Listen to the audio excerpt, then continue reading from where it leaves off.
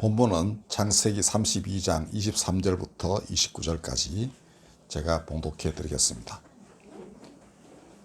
그들을 인도하여 시내를 건너가게 하며 그의 소유도 건너가게 하고 야곱은 홀로 남았더니 어떤 사람이 날이 새도록 야곱과 씨름하다가 자기가 야곱을 이기지 못함을 보고 그가 야곱의 허벅지 관절을 치매 야곱의 허벅지 관절이 그 사람과 씨름할 때 어긋났더라. 그가 이르되 날이 세려하니 나로 가게 하라. 야곱이 이르되 당신이 내게 축복하지 아니하면 가게 하지 아니하겠나이다. 그 사람이 그에게 이르되 내 이름이 무엇이냐. 그가 이르되 야곱이니이다. 그가 이르되 내 이름을 다시는 야곱이라 부를 것이 아니요 이스라엘이라 부를 것이니 이는 내가 하나님과 및 사람들과 겨루어 이겼음이니라. 야곱이 청하여 이르되 당신의 이름을 알려주소서.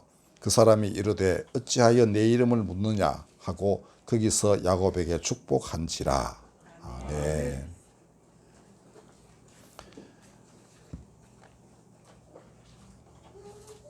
이 야곱의 야복 강가에서의 혈투는 굉장히 잘 알려져 있는 이야기이고 베델에서 그가 하나님을 만난 경험과 함께 두 개가 야곱의 일생을 지배했던 가장 중요한 신앙 체험이었습니다. 근데 베델의 그 사건은 이해하기가 그렇게 어렵지 않습니다. 거기서 돌베개 자고 자다가 꿈에 그 사다리가 하늘까지 이렇게 닿아 있고 천사가 오르내리 하고 다음에 하나님께서 그에게 여러 말씀을 하시는 걸로 돼 있어서 야곱이 여기가 내 할아버지 아브라함이 제단을 쌓았던 곳이구나 하고는 이름을 베델이라 즉 하나님의 집이라 했다라는 겁니다. 그리고 맹세를 해요. 야곱은 그 계산에 아주 능한 사람입니다. 하나님이 지키시겠다 하니까 나를 반드시 지키시고 고향에 돌아오게 하시면 여기 또다시 제단을 쌓고 그 다음에 11조를 바치겠나이다 이렇게 해서 하나님과 딜을 하는 그런 아주 탁월한 면모를 보였는데요. 그 얘기하고 오늘 이 본문이 좀 연관이 있습니다. 이삭은 굉장히 평범하게 산 사람이에요. 야곱의 아버지. 근데 나이가 상당히 들어서 아들을 낳습니다. 기록에 따르면 40세까지 혼자 있다가 그러니까 아버지가 종을 보내가지고 이제 자기 고향 땅에서 철을 맞이하게 돼요. 그리고 무려 20년이 지난 뒤에야 야곱을 낳게 됩니다. 그리고 이제 에서가 같이 나왔지만은 둘이 이제 티격태격하면서 살았던 것이죠. 그런데 야곱은 태어날 때 형의 뒤꿈치를 쌍둥이니까 뒤꿈치를 잡고 이제 자기가 먼저 나겠다고 이러다 결국은 이제 동생이 되고 말았습니다만 그래서 이름이 야곱이 됐습니다. 이거 뜻은 뒤꿈치라는 뜻이에요. 뒤꿈치를 잡고 나왔다 이런 뜻이죠. 근데 뭐 자라나면서부터 무슨 연유에서인지 어머니는 야곱을 훨씬 좋아했습니다. 에서는 털복숭이인데다가 뭐 좀 와일드하니까 이자들이 좀 싫어했겠죠. 자는 지금 마음에 안 들어 이러고. 근데 야곱은 좀 얍실얍실했던지 부엌도 들락날락하고 그러니까 설거지도 도와주고 밥하는 데도 도와주고 뭐 이랬던 것 같습니다. 그러다가 드디어 사냥에 돌아와서 허겁지겁 이제 밥 먹을 거 찾는 에서에게 팥죽 한 그릇을 주고 장자의 지위를 자기가 가지게 됩니다. 그러니까 좀 야비하죠. 그런데 그 다음에는 어머니하고 공모해가지고 눈이 먼 그 아버지 이삭으로부터 몽땅 축복을 받아요. 그러니까 에서 것까지 다 합해가지고 야곱이 다 받아버립니다. 이 당시 풍습은 그렇게 한번 내뱉으면 돌이킬 수가 없나 봐요. 취소를 못하게 돼 있답니다. 어떤 그것도 이제 속임수를 써가지고 그래 돼 있죠. 뭐 이렇게 에서 손처럼 이렇게 틀복숭이 손 만들어가지고 하고 그랬습니다.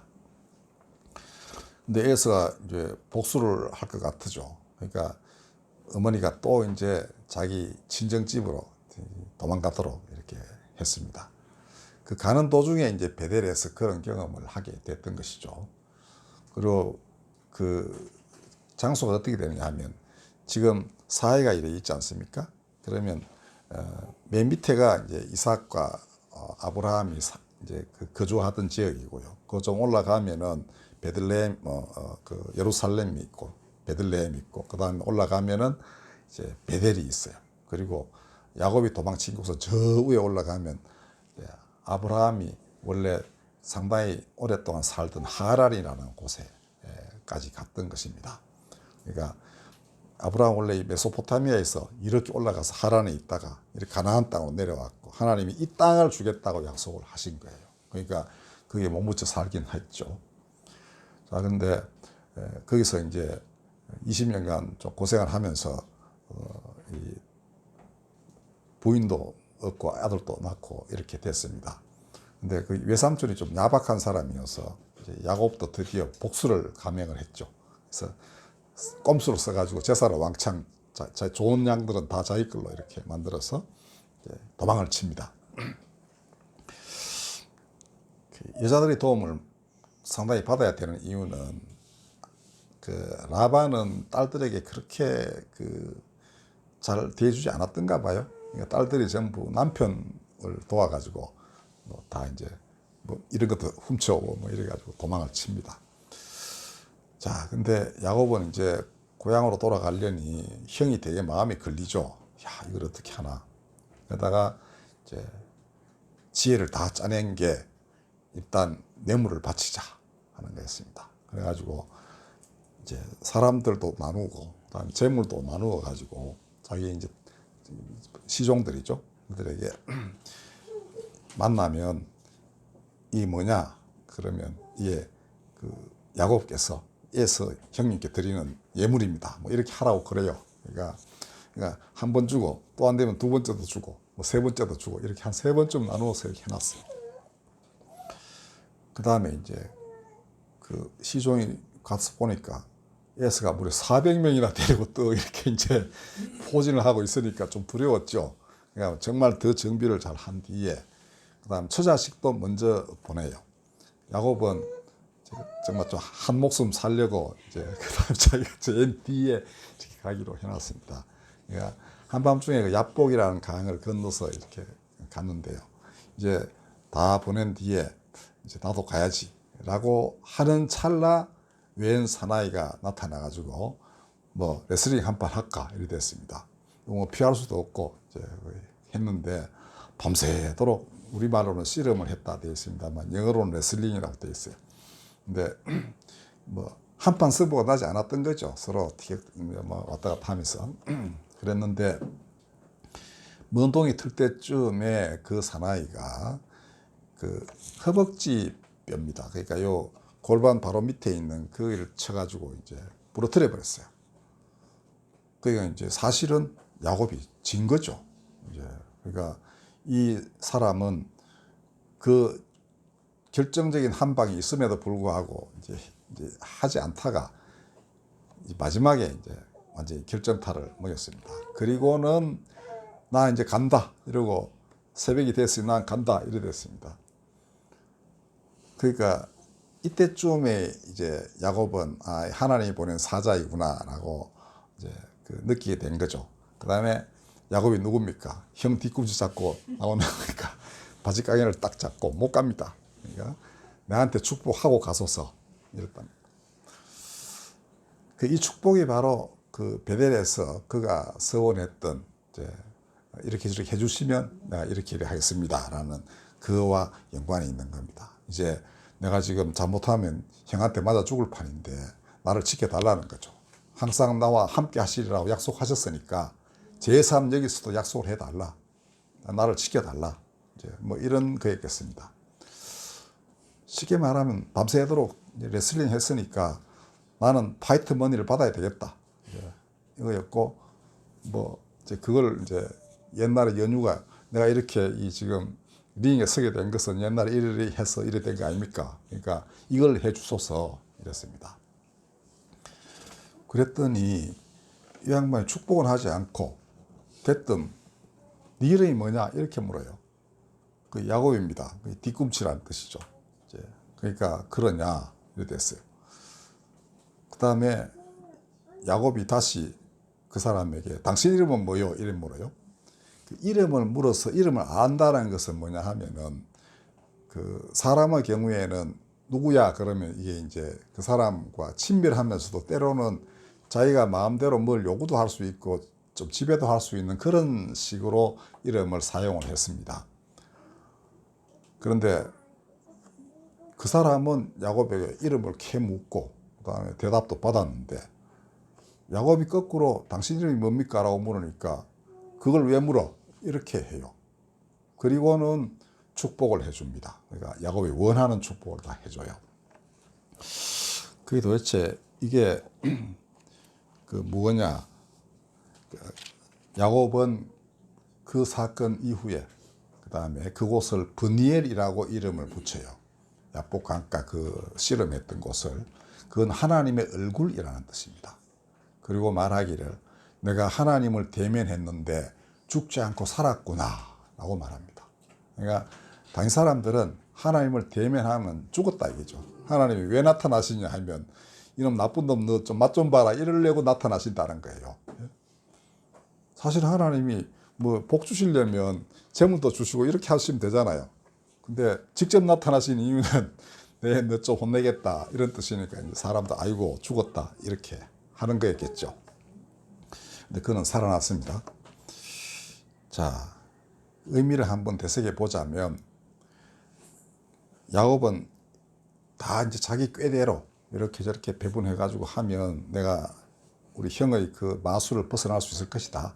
편안히 고향 땅에 가서 이 많은 재물을 가지고 편히 쉴 것이다. 라고 이제 하고는 이제 한숨 돌리고 이제 나도 갈까 이러던 차에 뜻밖의 난관에 봉착을 하게 됐던 겁니다. 이거 뭐 만만치 않은 사나이가 나타나가지고 한판 붙자 이러니 이거 갈 길은 먼데 밥 시간은 없고 한데 이 사람 대응을 해야 되는데 밤새도록 시달려야 했습니다. 그러나 이는 자신의 꾀에 의존하는 야곱을 하나님의 사람으로 만드는 하나님의 마지막 연단이었다. 이렇게 보는 것이 옳습니다. 왜냐하면 그는 이 싸움에서 이스라엘이라는 이름을 얻게 됩니다. 근데 이유가 보면은 하나님도 이겼고 사람도 이겼기 때문이다 라고 해요. 이게 다 복수로 되어 있습니다. 그러니까 하나님, 이게 이제 옛날 구약에는 하나님이 복수로 많이 표현이 돼요. 하나님도 이겼고, 그 다음에 우리나라 번역에 보면 사람들과 겨루어 이겼다 해서 사람들도 나옵니다. 이게 무슨 말일까? 하나님의 시험을 다 견디고 이겼다. 그래서 이 세상에서는 대적할 자가 없는 하나님의 사람이 되었다. 그래서 이스라엘이다 라는 겁니다.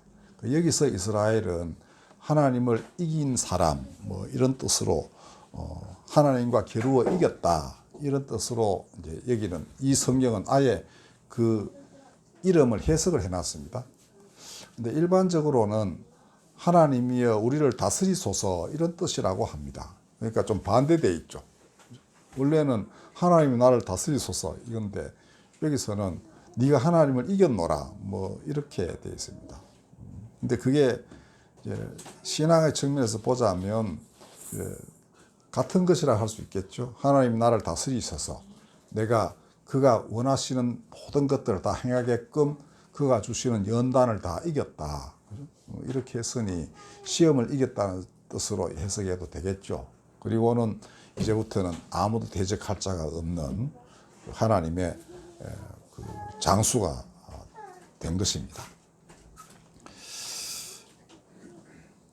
자, 그런데 그렇게 되는 과정에서 그는 자신의 몸을 지탱해 주는 가장 중요한 뼈가 부러지고 말았습니다. 그러니까 자기 몸을 제대로 걸어가게 하고 움직이게 하고 뭐 이런 지탱해 주는 뼈 중의 뼈를 상대방이 쳤죠.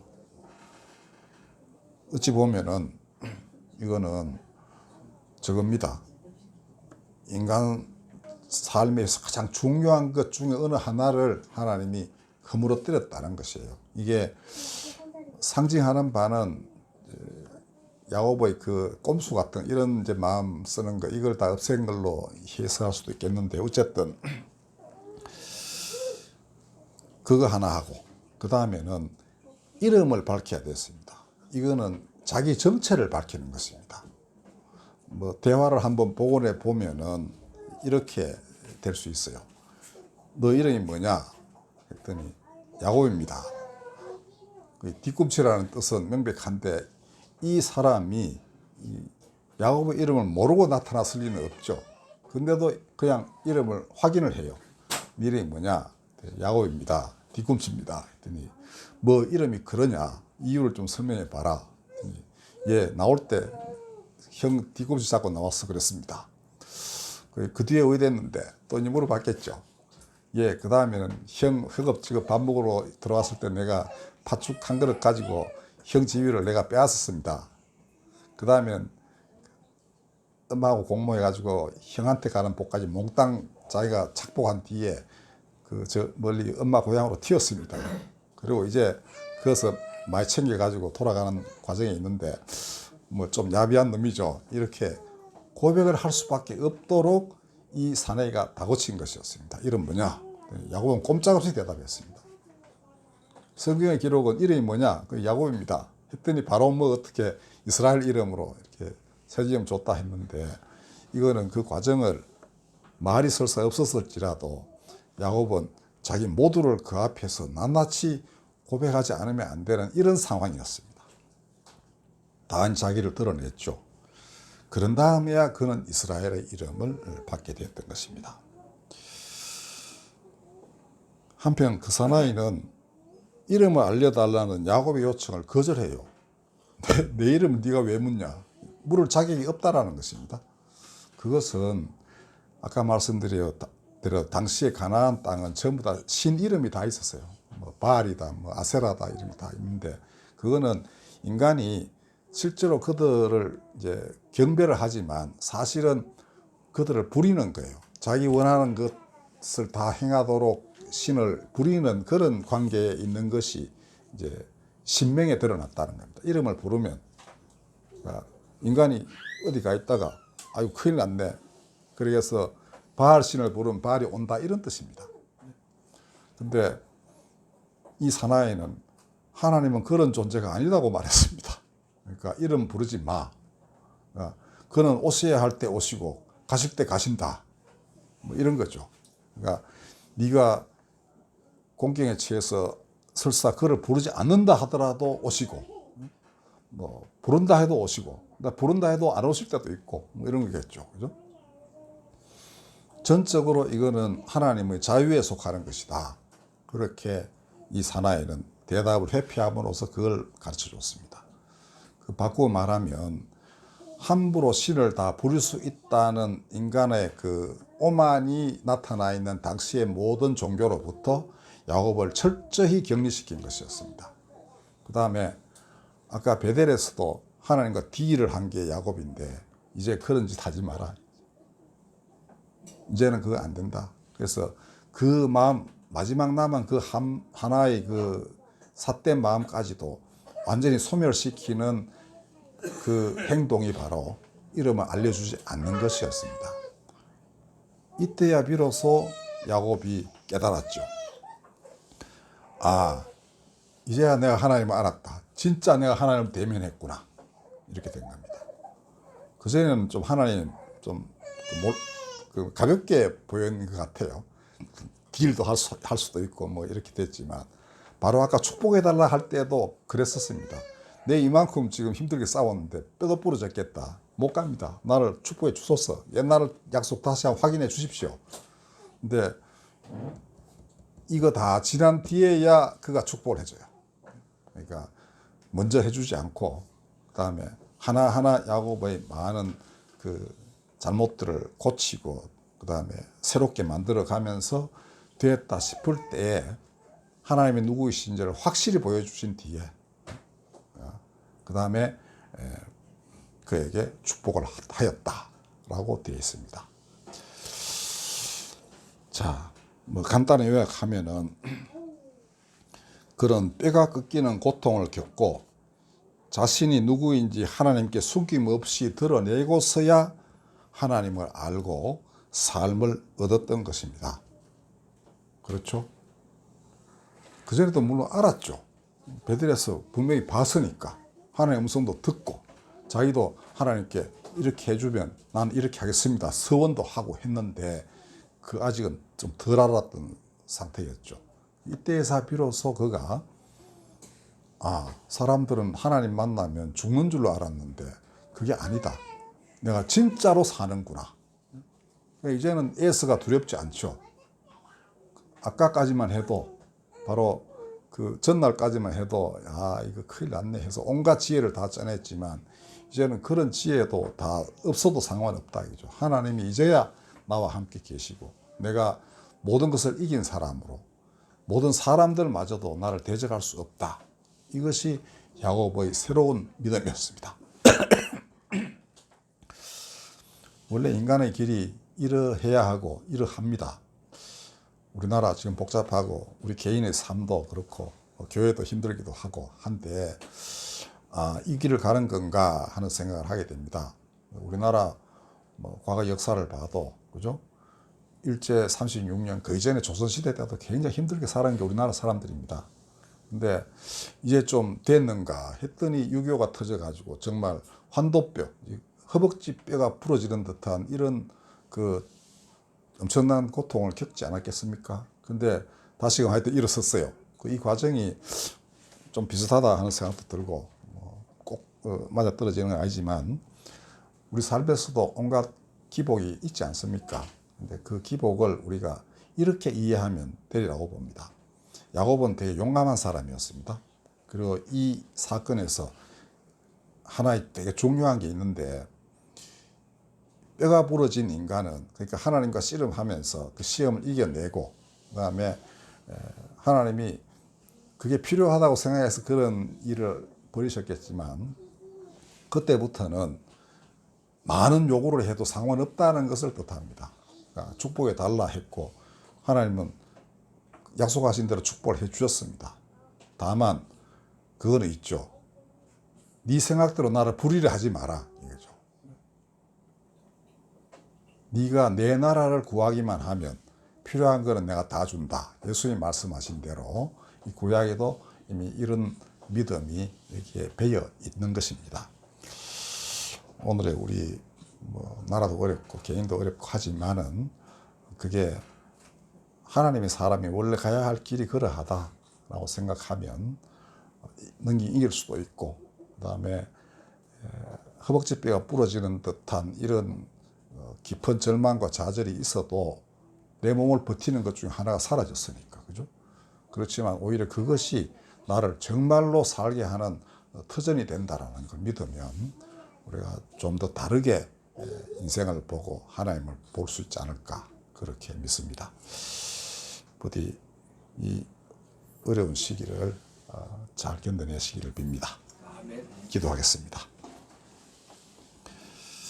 거룩하신 하나님, 이 야고보의 길이 비록 어려울지라도 그는 잘 견뎌냈고 또다시 그 뒤에 흉년이 들어 결국은 고향 땅에서도 또다시 떠나야 했던 긴 고난의 삶을 살았던 사람입니다.